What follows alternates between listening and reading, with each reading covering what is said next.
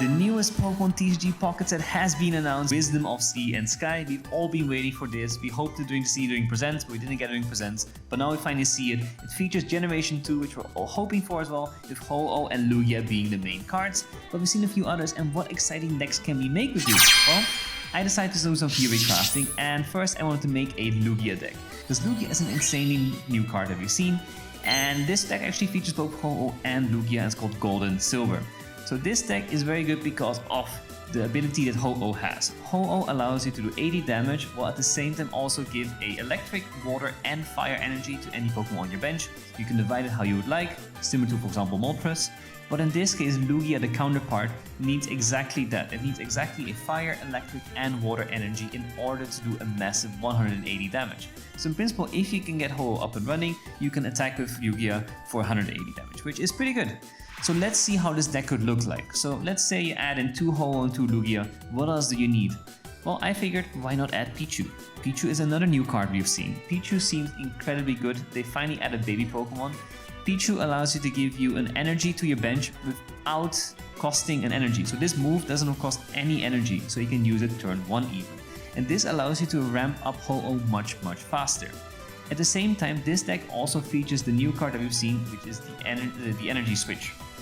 This Energy Switch is also a crucial card.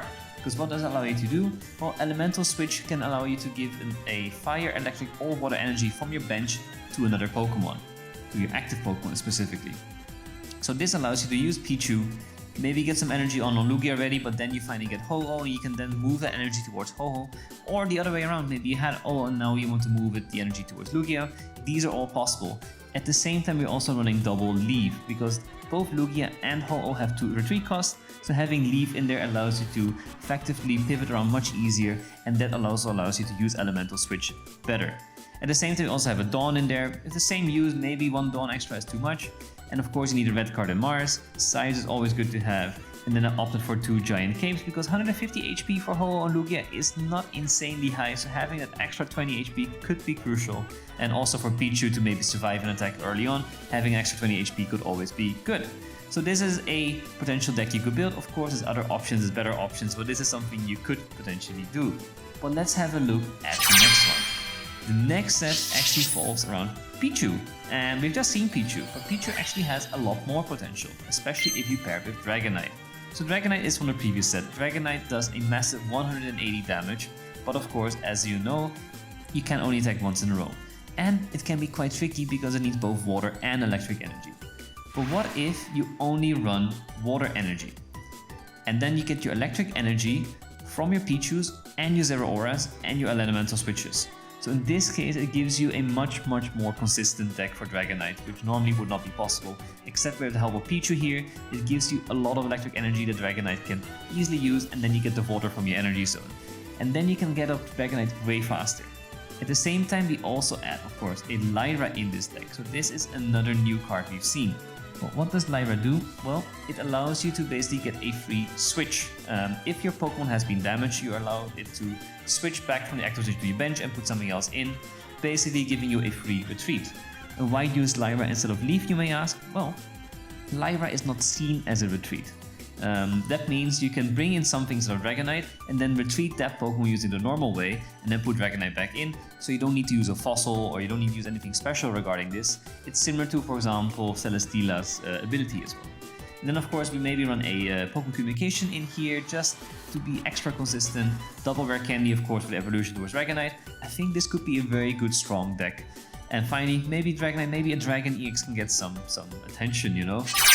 Let's have a look at the next deck though. The next deck actually falls around Gyarados. And you may wonder why Gyarados? Well, Gyarados actually is very unique and it might seem a bit underwhelming, but Gyarados has a very unique move called Wild Swing. What does it do? It does 20 damage for 2 energy, but if you choose to discard your Pokemon on your bench, it does an additional 40 damage for each Pokemon you discard to a max of 3, meaning you can do a massive 140 damage. And then you see this other card next to it, Wishy Washy. Why Wishy Washy, you may ask? Well, Wishy Washy allows you to have a lot of Pokemon on your bench quite easily. So let's have a look at this deck, what it could be look like. So in this case, you would run 2 Gyarados, 2 Magikarp, and then 2 Wishy Washy and 2 Wishy Washy EXs, and 2 Manaphy's. This gives you a lot of cards to potentially discard, but it would be great if you can start with Manaphy, You put up some energy on your Wishy-Washy and on your Magikarp Gyarados. Maybe you can put up some energy on something else, who knows. And then at the same time, you can start ramping up your bench with other Wishy-Washis. And then you can start attacking with Wishy-Washy EX, maybe, or you go straight with Gyarados, where you discard some of the Wishy-Washis and go for a massive 140 damage. We then add, of course, 2 fishing nets, allowing you to get back those basics that you've used, and then you can basically attack with Gyarados again for massive damage, so you can sort of rinse this ability quite fast, because it only requires 2 energy as well. At the same time, of course, 2 Misties are in there, just in case for Wishy-Washy EX, if that is your main attacker, then you do need that. And then we also have a Rescue Scarf in there. And what does Rescue Scarf do? Well, it's another new card that we've seen. You can place this as a tool on any Pokemon that you want, and when it gets knocked out, instead of it being sent to the discard pile, it goes back into your hand. So this is another way where you can utilize Gyarados as a move by rinsing off the Wishy-Washis that die or the Manaphy's that die, and you can use them again for discarding for Wild Swing. Of course, the opponent still gets a point, so don't forget that part. And then added a giant cape in there, just in case you need to survive something extra. And of course, 2 Pokeballs and 2 research. And this deck, swing and wash, could be a wash, could be a reswing, who knows. But let's go into the next deck, and this actually features Umbreon. And Umbreon is another unique new card you've seen. It's Umbreon EX in this case, and this might pair very nicely with Darkrai. So Umbreon EX has a unique ability which allows you to basically use it as a Cyrus. If Umbreon is in active position, you can basically force your opponent to put a damaged Pokemon into the active position, just like Cyrus does.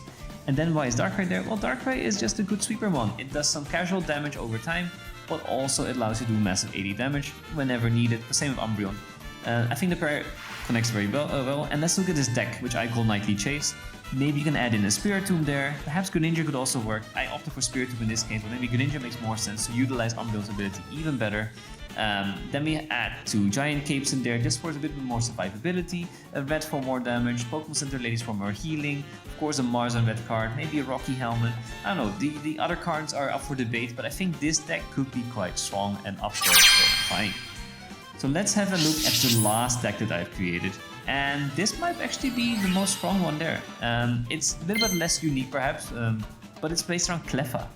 And why Clefa? Well, Clefa pairs very nicely with Solgaleo because Clefa does what Shiinotic does. Clefa does one thing very well, because it costs also no energy. It allows you to get a Pokemon from your deck into your hand and random one, just like Shiinotic's ability.